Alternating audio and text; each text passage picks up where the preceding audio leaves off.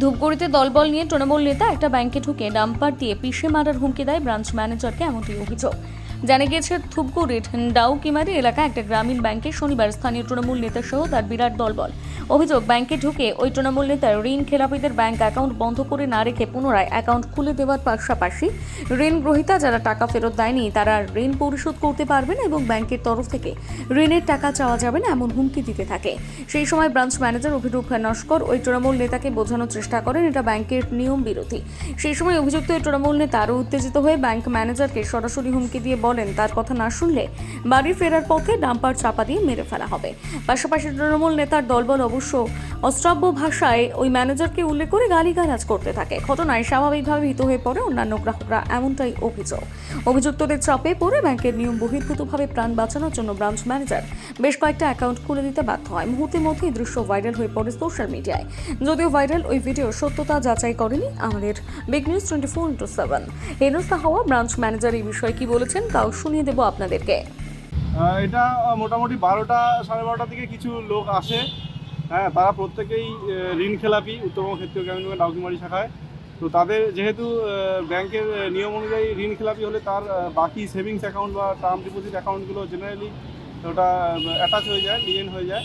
ওনারা টাকা তুলতে পারেননি, এই জন্য আমাকে সরাসরি লাইভ থ্রেট দিচ্ছে, বলছে ডাম্পার চালিয়ে রান ওভার করে দেবে এটসেট্রা। এখন ভোটের সময় এটা পলিটিক্যাল ইস্যু দিয়ে এই করে দেওয়া যাবে, ধামাচাপা দেওয়া যাবে, এইসব আমাকে দেওয়া হচ্ছে। আমি প্রায় 35 কিলোমিটার থেকে যাতায়াত করি আর কি। তো কতটা আতঙ্কিত আপনারা ব্যাংকের কর্মী? আমরা প্রত্যেকেই খুবই আতঙ্কিত, যেহেতু এরকম লাইভ থ্রেটনিং, যেহেতু আমাদের ফিল্ডে কাজ করতে হয়, সরাসরি মানুষের বাড়ি যেতে হয়, ঋণ আদায়ের জন্য তাদেরকে বলতে হয়। তো আমাদের এটা খুবই আতঙ্ক লাগছে, কারণ ফিল্ডে বেরোনো, গ্রামে গ্রামে লোক ঢুকেছিলেন আপনার ব্যাংকে? প্রায় 8-10 জন হবে কমপক্ষে। পিছনে হয়তো আরও ছিলেন, কিন্তু সামনে মোটামুটি 8-10 জন লোক ছিল। আমাদের সিসিটিভি ক্যামেরায় রেকর্ডিংও আছে সব কিছু। কিন্তু আপনারা কি আইনের দ্বারস্থ হচ্ছেন? আমি এটা আমার উদ্যোক্তা কর্তৃপক্ষকে জানিয়েছি। আমি তো নিজের ডিসিশন নিতে পারবো না, তারা যা পদক্ষেপ নেবেন সেটাই ব্যাংকের পদক্ষেপ। তাদের হচ্ছে কৃষি ঋণ রয়েছে এবং তারা বলছে যে এরকম ক্ষেত্রীয় গ্রামীণ ব্যাংকের ম্যানেজারকে তারা ডাম্পার দিয়ে পিষে মারবে এবং অভিযোগ যে তৃণমূলের বিরুদ্ধেই, তারা তৃণমূলেরই কর্মী। কি বলবেন এই বিষয়ে? বিষয়টা হচ্ছে ব্যাংক ম্যানেজারই ব্যাপারটা জানতে পারবে, এবং সেক্ষেত্রে যদি আমাদের দলের কোনো কর্মী বা নেতৃত্ব যুক্ত থাকে, অবশ্যই সে যদি আইন বহির্ভূত কোনো কাজ করে থাকে, দল সে তার সঙ্গে থাকবে না এবং আইন যা আছে আইনের মধ্যে চলবে। দলও অবশ্যই তদন্ত করবে, তার দলের যদি সেই নেতার যদি কোনো দোষ থাকে, দল তার বিরুদ্ধে ব্যবস্থা নেবে।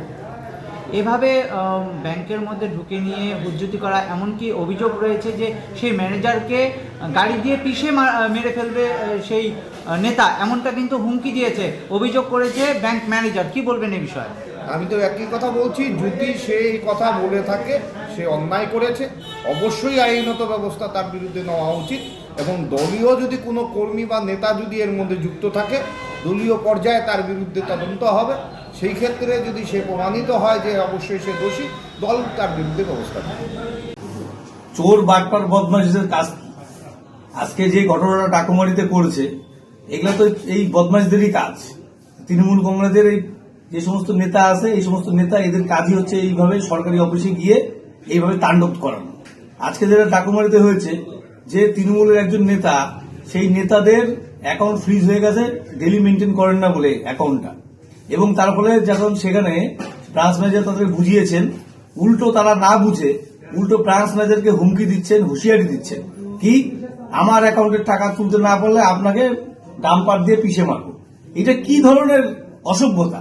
এর থেকে প্রমাণিত যে শুধু সন্দেশখালী না, ধূপগুড়িতে এরকম শেখ শাহজাহানের ভাইরা এখনো পর্যন্ত রাস্তাতে অবাধে ঘুরছে। এই শেখ শাহজাহানদের ভাইদেরকে আগামী দিনে তাদের বিরুদ্ধে ব্যবস্থা নিতে হবে।